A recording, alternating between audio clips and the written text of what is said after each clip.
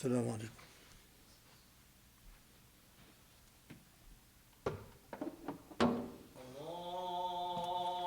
الله أكبر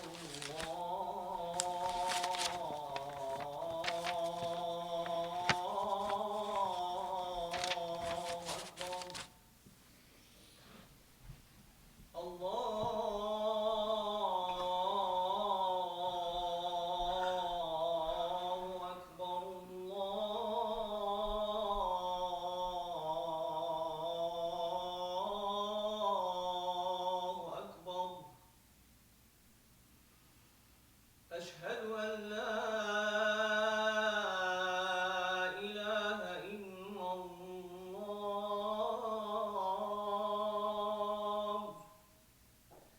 أشهد أن لا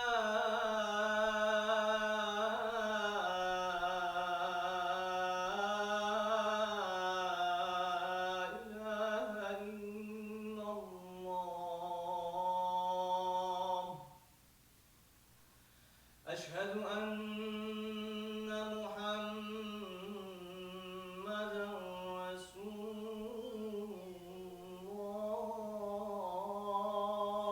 الله. أشهد أن محمدا رسول الله. حي على الصلاة.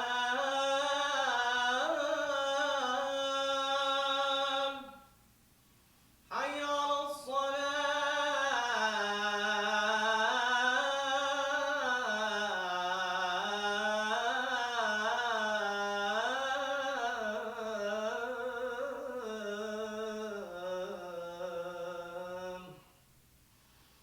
حي على الفلاح.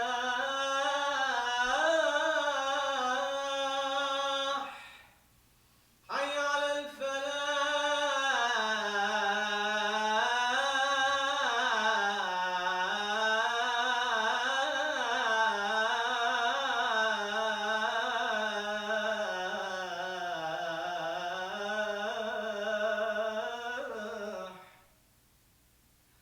الله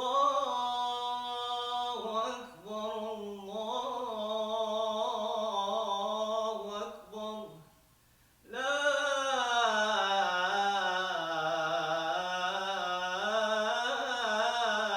إله إلا الله.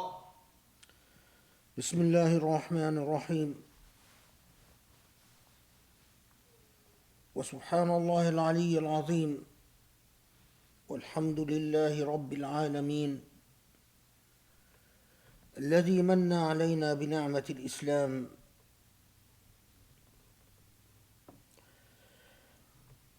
اللهم صل وسلم وبارك على الحبيب المصطفى محمد خاتم الرسل والأنبياء أجمعين.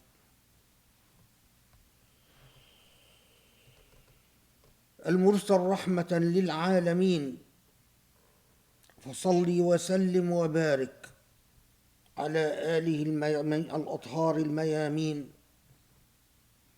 وعلى أصحابه المختارين، وعلى من اتبعه بإحسان إلى يوم الدين. اللهم يا مالك الكون، يا مالك السماوات والأرض، اللهم اقسم لنا من خشيتك ما يحول بيننا وبين معصيك، واقسم لنا من رحمتك ما يقربنا من طاعتك. اللهم ارزقنا من اليقين ما يهون علينا مصائب الدنيا وأحداثها يا علي يا عظيم.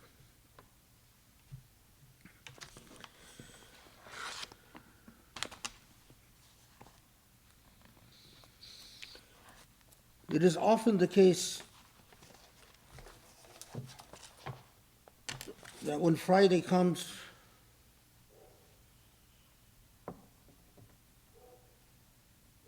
and and I start thinking of the khutbah,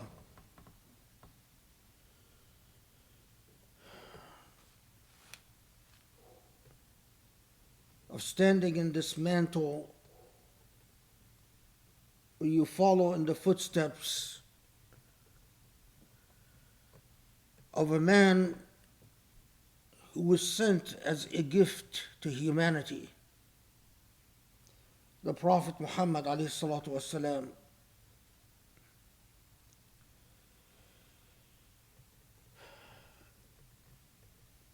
As you wrestle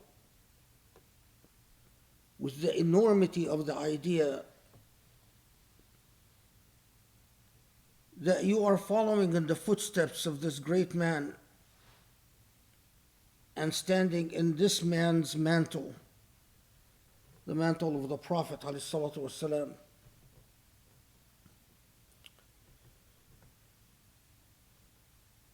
to deliver a message that the least one can say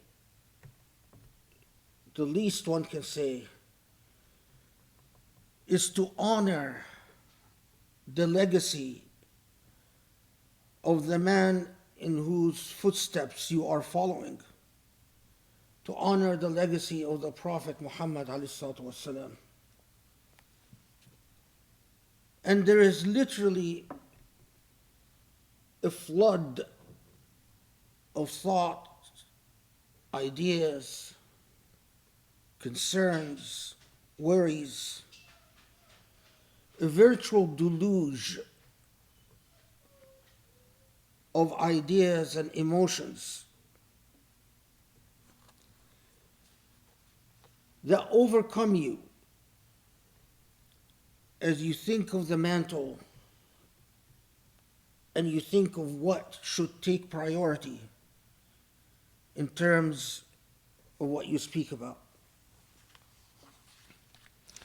And yet, at the same time,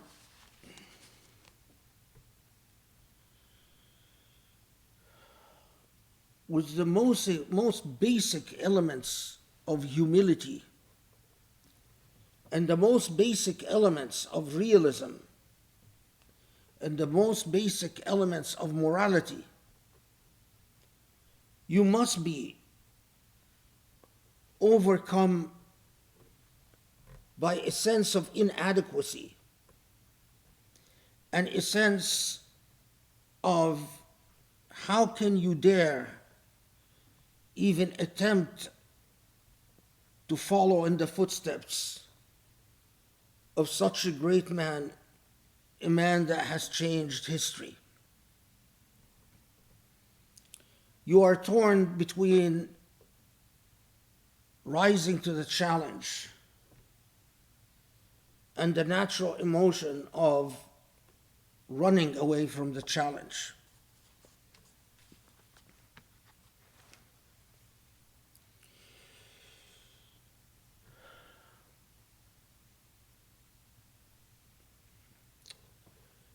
And of course, the invariable component that is played, the role that is played by your own demons and your own shayateen,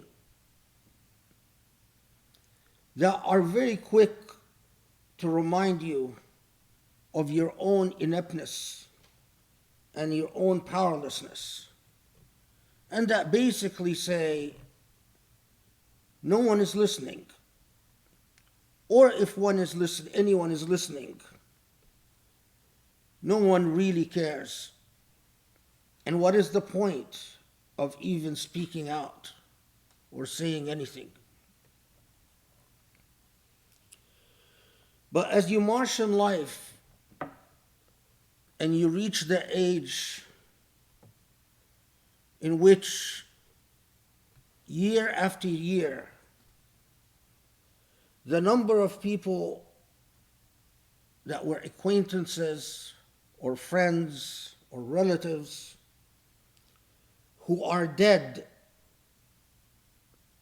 equal the number of people who are friends, acquaintances, and relatives who are living.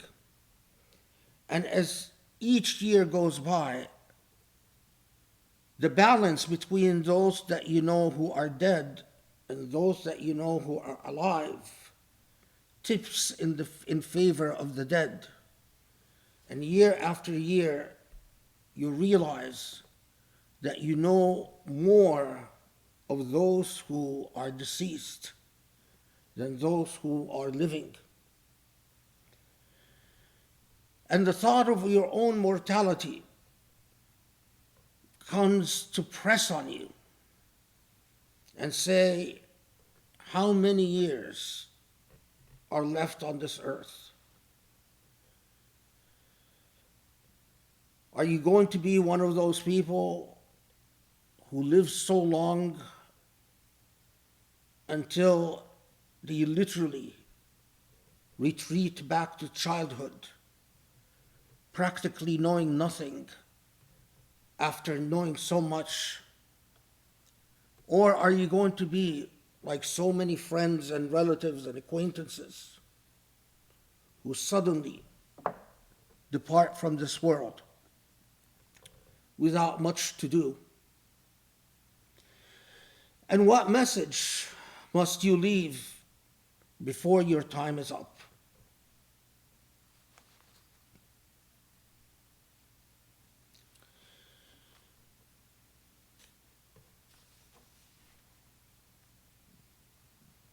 In the midst of this turmoil of thoughts and emotions,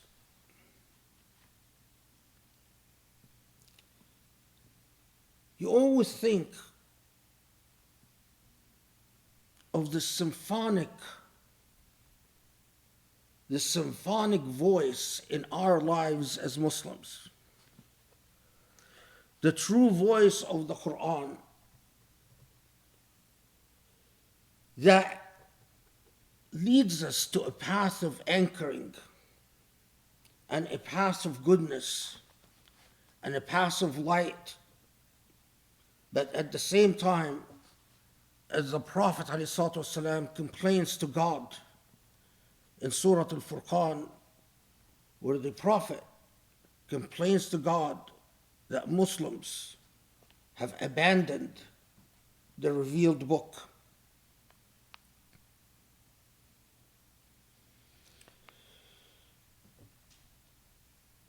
What message, whether you are heard or ignored, must you focus on to rise up to the legacy of inheriting the pulpit, the podium of the Prophet ﷺ?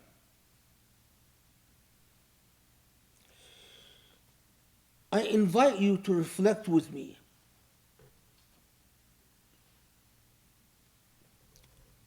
on just one little intervention made by the Quran in our lives. These interventions anchor us in a world that defies anchoring and defies stability. In Surah Al-Furqan, the chapter called the Furqan, when Allah subhanahu wa ta'ala starts out by saying, وَعِبَادُ الرَّحْمَنِ الَّذِينَ يَمْشُونَ عَلَى الْأَرْضِ هَوْنًا وَإِذَا خَاطَبَهُمُ الجاهلون قالوا سلاما والذين يقولون ربنا اصرف عنا عذاب جهنم إن عذابها كان غراما.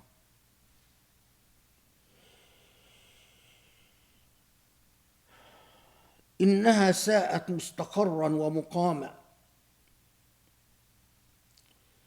وعباد الرحمن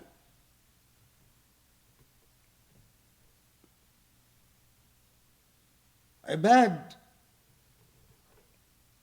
are all human beings.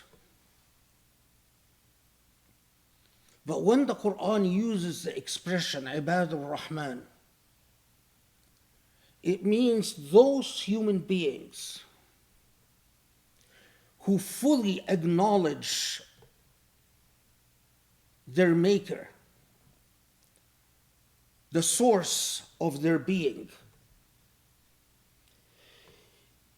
These people who also are fully aware that the relationship that they have with their Maker is a relationship with a Rahman,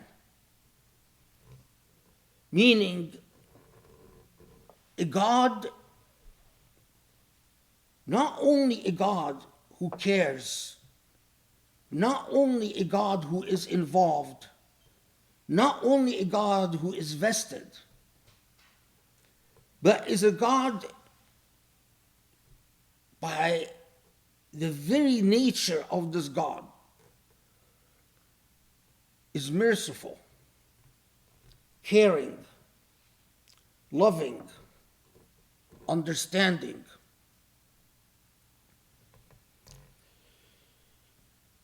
So much so that all of us take this caring and loving and merciful and compassionate and understanding sense of God for granted. How often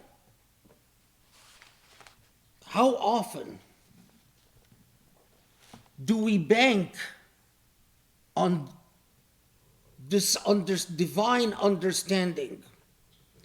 How often do we bank on the compassionate sense of this deity, of Allah subhanahu wa ta'ala? How often, as we enjoy God's blessings and we enjoy everything that God has given us, when it comes time to express gratitude, when it comes time to pay up the bill,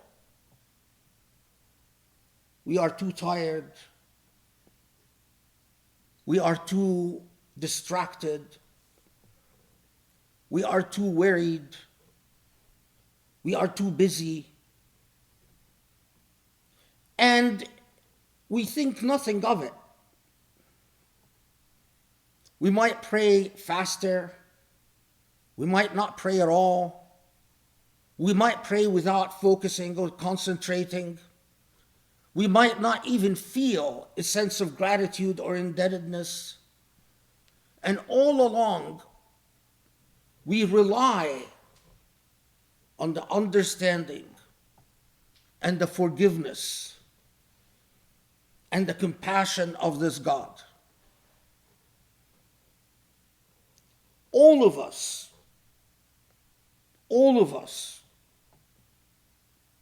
engage in this behavior, but it is always a matter of degree. So the people who are committed,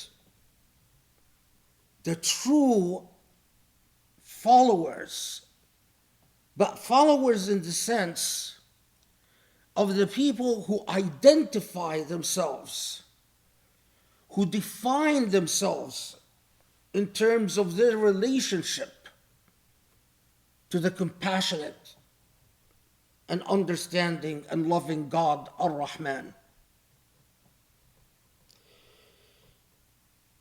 The Quran describes these people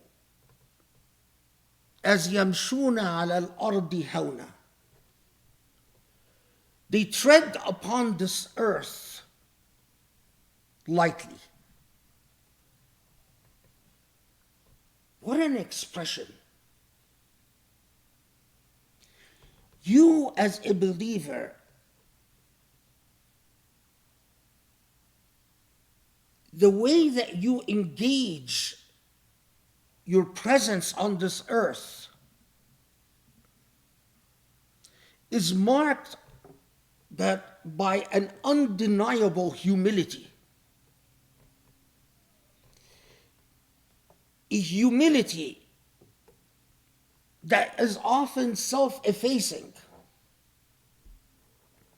Because this humility is so much your characteristic, so much your core. The way that you tread upon this earth is hawna, lightly. Pause and think about that.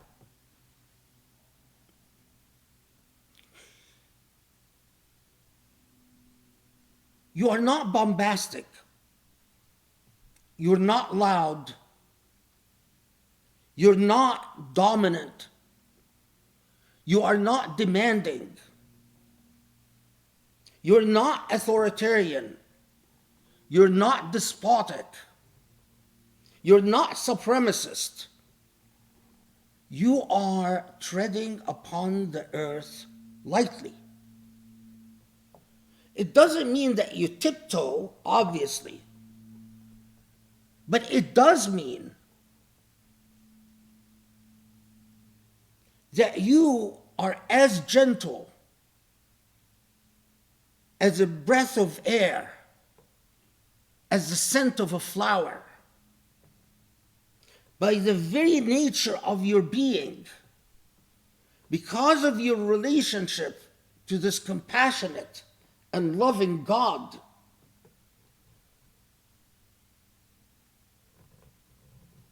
you do not dominate other human beings. Because dominating other human beings is not treading upon the earth lightly. You do not destroy earth, because that's not treading upon earth lightly. You are not loud and bombastic, because that's not treading upon earth lightly.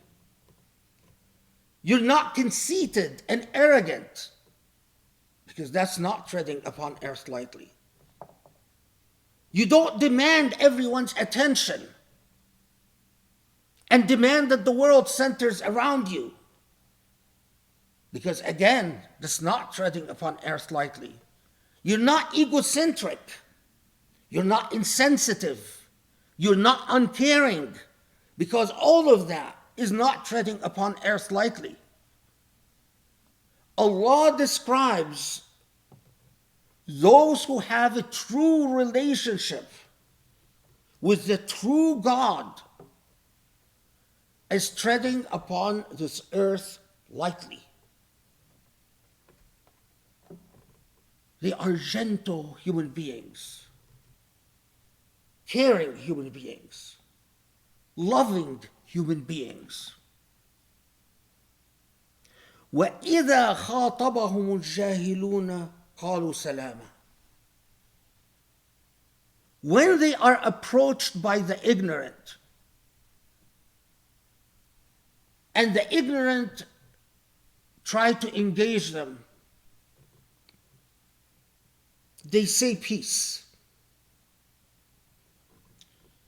Again, pause and reflect upon that. Well, one obvious point is that if they are approached by those who say there is no God, that would clearly be a part of what Allah means in the Quran by the word the jahilun, the ignorant. So when they are approached by those who come and say, what's the point of being a Muslim? That would fit within the definition of jahilun, the ignorant. Or those who say, your prophet is evil. That would fit. Or those who say, just worry about yourself and don't care about others. That would also fit within the definition of ignorant. Or those who say, why do you think you owe God anything? Or what's the point of being grateful to God? Or try to distract you from paying your bill, from settling this bill with God. That would also be included in the definition of the ignorant. In all cases, when the ignorant speak to them, they say salam. Salam is a wishing of peace. So they tread upon the earth so lightly that when the ignorant speak to them, it doesn't enrage them, it doesn't make them vindictive, it doesn't make them destructive. They have the strength of character and humility to basically say, peace.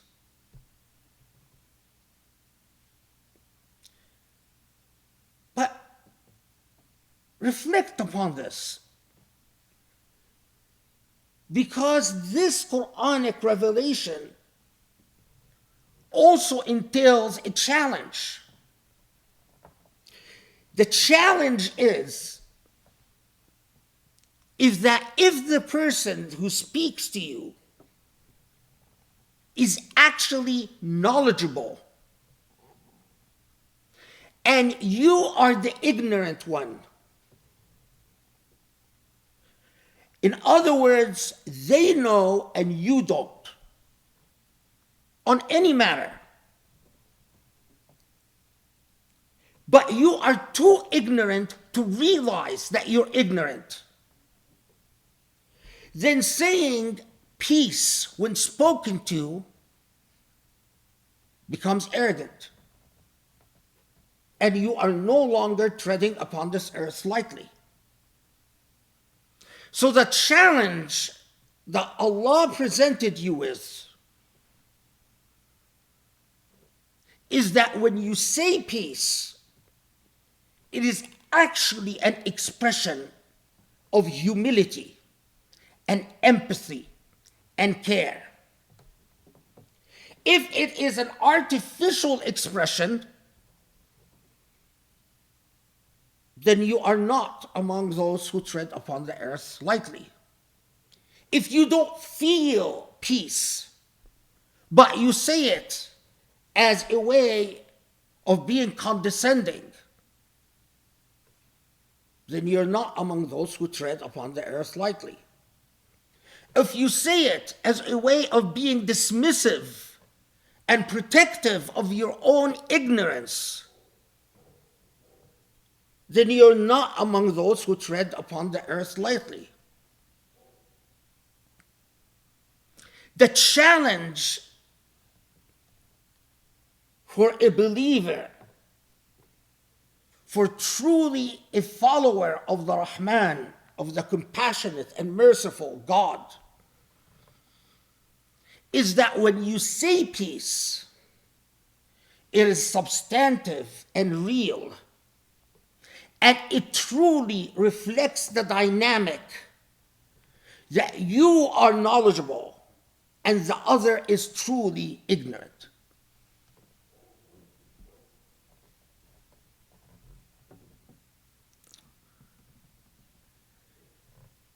But herein is the problem. So many believers, in their pietistic affectations, when they say peace, is they say it as a way of guarding and protecting their own ignorance, as a way of being defensive, because you are threatened by those who know more and those who are more able and capable than you. The challenge is that Muslims if they want to be true ibad, is to be truly knowledgeable. Truly knowledgeable that in fact this dynamic,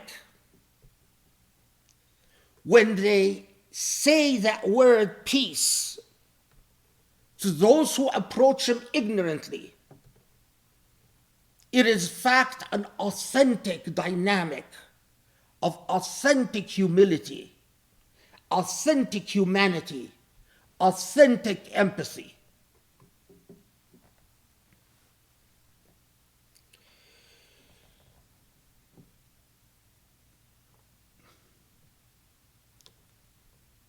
If we live in a world,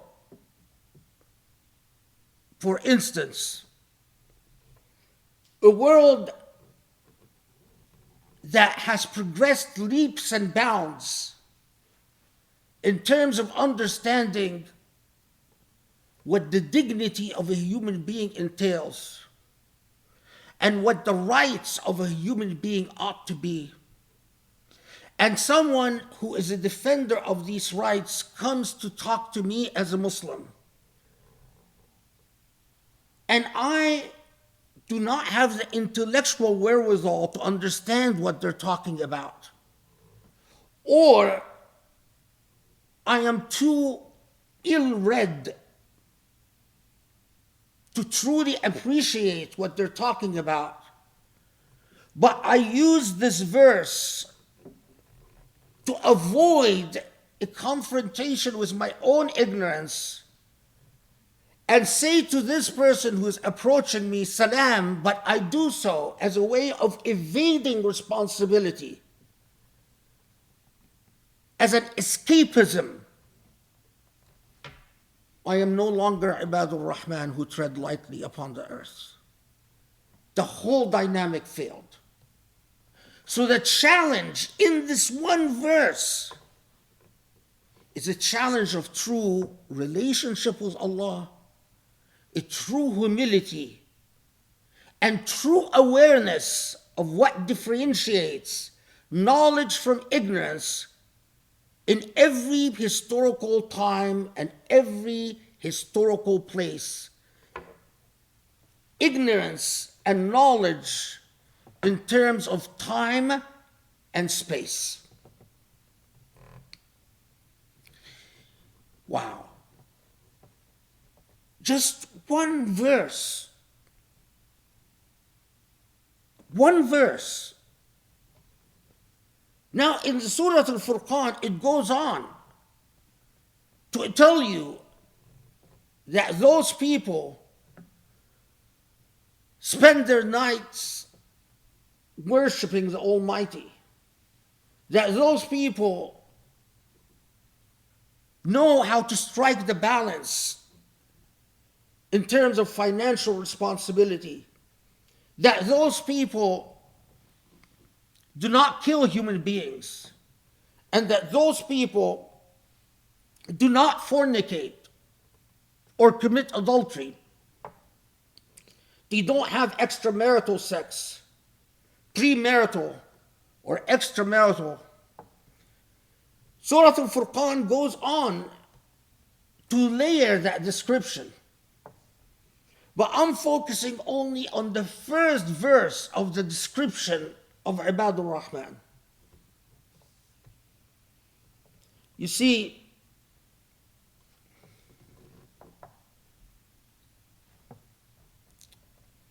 it is moments like this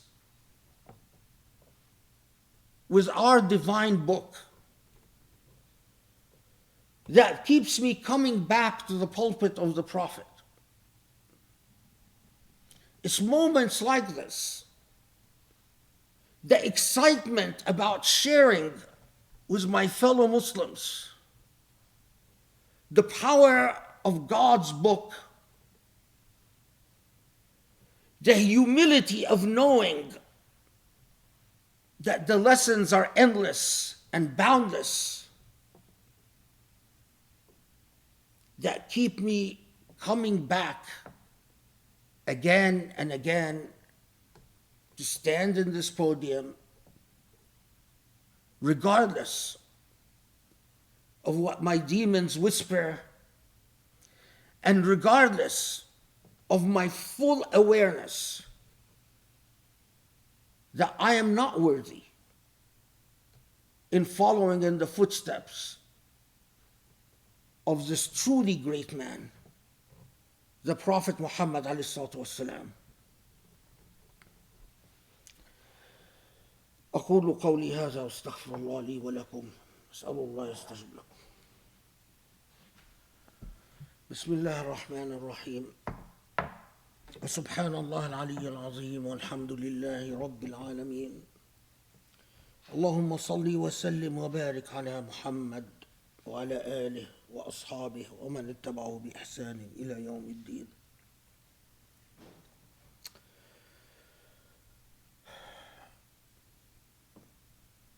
If the ignorant speak,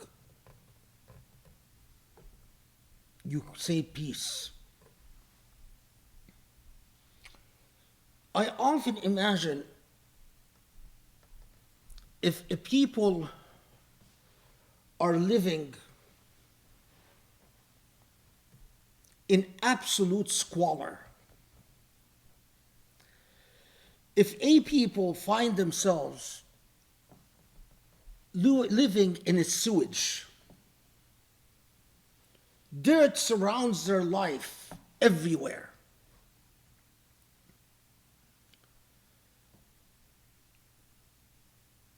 but instead of meeting the challenge of cleaning the contamination of their space, these people love to engage in a pretend game in which they will pretend that despite the squalor they live in, that the most important thing is whether your hair is properly combed,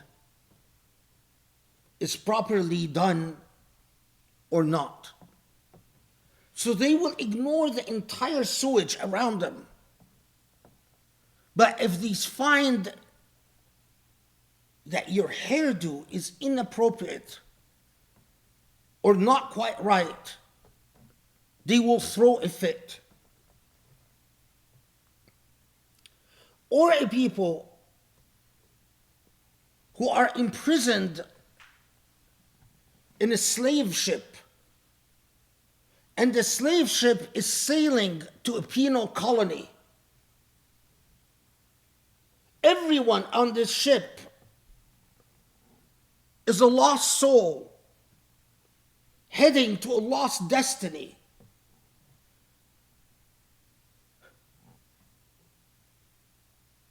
But the captives on the ship ignore the fact that they are in imprisonment or that they're heading to a penal colony.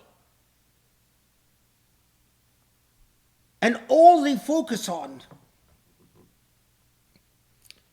is who has the bigger bunk and who has the smaller bunk on the spaceship. How about if in the midst of this, someone comes up and says to you, you know what? We're not on a slave ship. This ship is actually a cruise. And we're not heading to a penal colony. This is actually how the rich people of the world live. This is a cruise ship. True, we are heading to an island where we are going to be deposited to die in absolute banishment. But just think of it as a cruise ship. Or someone that comes and says, don't worry about the squalor. This is how the world is. Focus on the hairdo, because that's really what intelligent people worry about.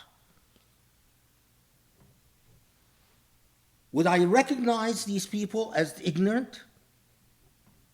Would I recognize these people are as jahilun? When they speak to me, do I actually buy their delusions or buy into their delusions? Or do I have the self-awareness to know that these people are fraudulent, misrepresenting the reality that so many of myself and so many of my fellow human beings existed? You see, what do you do?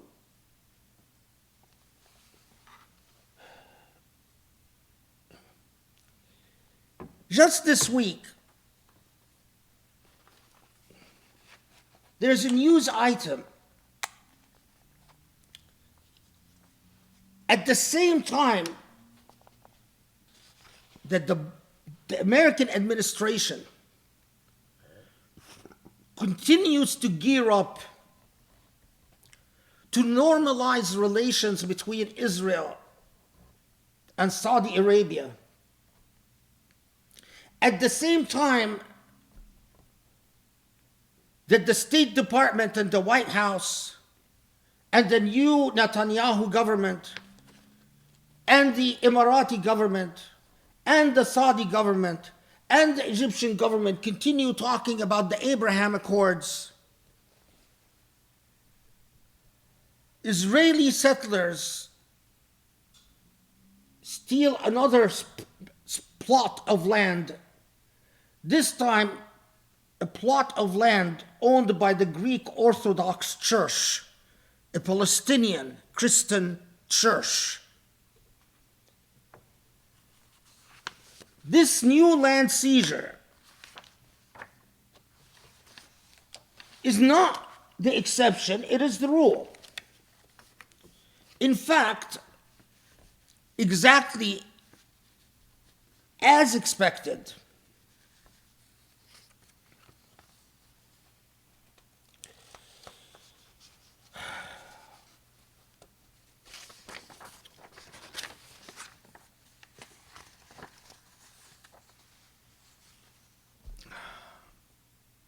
we've spoken about the Zionist extremist Ben Gvir, whose group infamously, regularly yelled death to Arabs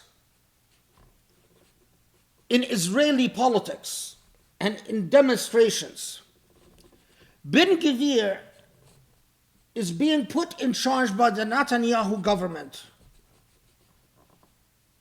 of the West Bank and Gaza. Ben Gvir, as we said, is a member of an extremist Zionist group that is committed to stealing Palestinian lands and committed to turning Israel into a greater apartheid state than it already is. But a news item grabbed my attention when it talked about how Ben Gvir went to Yehuda Etzion and asked Yehuda Etzion for his wish list as to what Ben Gvir ought to do with the West Bank when Ben Gvir comes to power. The reason that this is striking is Yehuda Etzion was a member of a Zionist underground group who once participated in a plot to try to blow up the Dome of the Rock mosque. In other words, he's a terrorist. And he is the co-founder of a Jewish group that is dedicated to having Jews pray in the Aqsa Mosque, reversing the Israeli policy that Jews are only allowed to visit the Aqsa, the area or the external area of the Aqsa Mosque, in groups. Etzion wants Israelis and Jews to be able to pray in the Aqsa Mosque at will, in preparation for the complete destruction of the Aqsa Mosque and the complete annexation of the West Bank. So Etzion gave Ben Gvir a wish list, and the wish list, other than violating the sanctity of the Aqsa Mosque,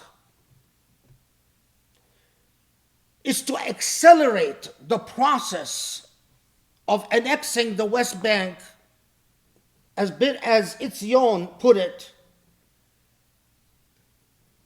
annexing the West Bank in the same way we annexed the Golan Heights.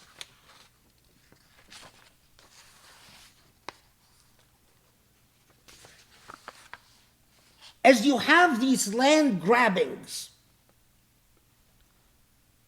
Israelis made it very clear they have very little regard for the sanctity of the Aqsa Mosque, for the sanctity of Palestinian rights or life. This, at the same time, did not put a dent in the enthusiasm of either of the Americans or Israelis for the so-called Abraham Accords and for normalizing relations between Israel and the rest of the Arab world. So it's very clear that for the Emiratis, for the Saudis, for the Egyptians,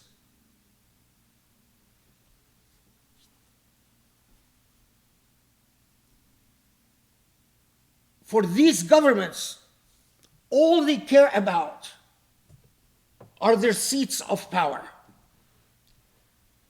And the seats to power in Egypt and Saudi and the Emirat pass through Israeli influence. They know that they don't represent their people. These governments don't represent their people. But they know that in order to stay in power, they do not need to answer to their people. They need to answer to the United States. And the way to the United States' heart passes through Israel. But in order to make the Americans happy by making the Israelis happy, the small price they have to pay is to sell out the Palestinians en masse, and to sell out Jerusalem en masse, and to sell out the Aqsa Mosque en masse. And the remarkable thing is that whether you had Bush in power, or you had Trump in power, or you had Biden in power, every successive American administration understands this fully well about the Muslim world. Every successive American administration is anchored in a racist paradigm.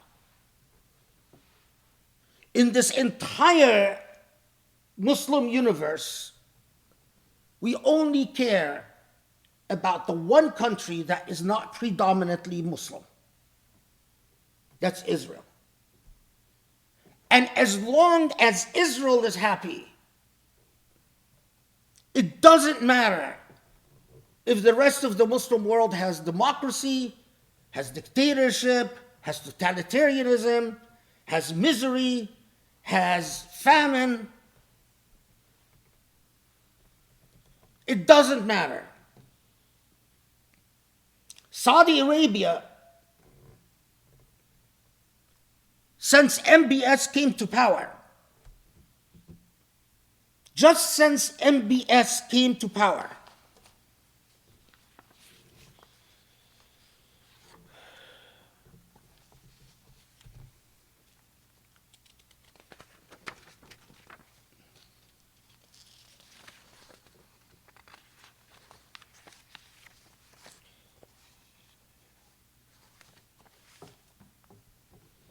$350,000 Yemenis killed by American-made weapons.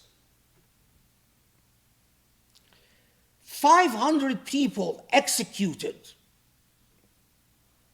Another round of executions is likely to take place any minute in Saudi.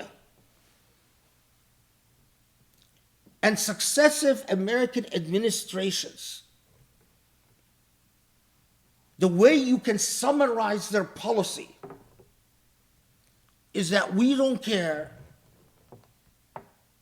what type of misery our weapons inflict upon Muslim lives. We don't care what type of fascism and what type of fascist governments are in power, controlling Muslim lives. We don't care if the entire Palestinian population is treated as if they live in a concentration camp or exterminated. We don't care about 1.5 million Muslims perishing in China. We simply do not care as long as our interests with Israel are protected, preserved, and safe. So when someone comes to you and tells you we don't live in an ideological world, we live in a world of realpolitik. We live in a world of political realism. When someone comes to you and says, it's state interests that reign supreme, not an ideological world, a racist world in which Muslims have become dead bodies. Isn't this person amongst the ignorant, al-jahilun? When someone comes to you and says, we don't live in squalor, we don't live on a slave ship heading to a penal colony, when someone comes and misrepresents the sense of urgency and sense of reality and the true challenge that confronts Muslims, isn't this person among the jahilun? And when you say salam to this person, do you say it because you realize the ignorance of this person? And what a disaster if you don't even realize that this is among the ignorant. And instead of saying salam, stay away from me, you think that this person truly represents the reality that Muslims exist in.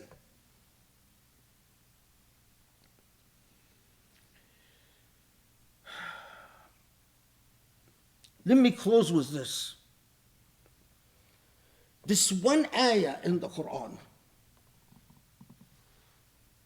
can represent a challenge a challenge to internalize knowledge, to become knowledgeable enough to recognize the ignorant, and a challenge to realize humility. But it can also become a form of escapism, because wisdom often camouflages, or cowardliness often camouflages as wisdom. So the same ayah can become an excuse for false pretenses, in which the cowardly pretend to be pious, and the apathetic and uncaring pretend to be modest, and the ignorant protect their ignorance through the pretense of humility. Same ayah. But see how the moral agent who engages this ayah can either turn it into a doctrine of liberation and true majesty, or can turn it into a vehicle for absolute darkness and absolute moral degradation. اللهم اغفر لنا، اللهم اعف عنا، اللهم ارحمنا، اللهم تب علينا يا رحمن يا رحيم، اللهم اهدنا لأقرب من هذا رشدا يا علي يا عظيم يا رب العالمين. Allah forgive our sins. Allah enable us to be better Muslims, to be in a true relationship with you, you who is most compassionate, most loving, most merciful. Allow us, Ya Rab, help us to rise to the challenge of making a relationship with you meaningful and true, and to tread upon this earth truly as moral agents, moral beings who are modest and humble, and who realize the difference between ignorance and knowledge, for that is the true challenge. وصلي وسلم وبارك على محمد وعلى آله وأصحابه وأقم الصلاة.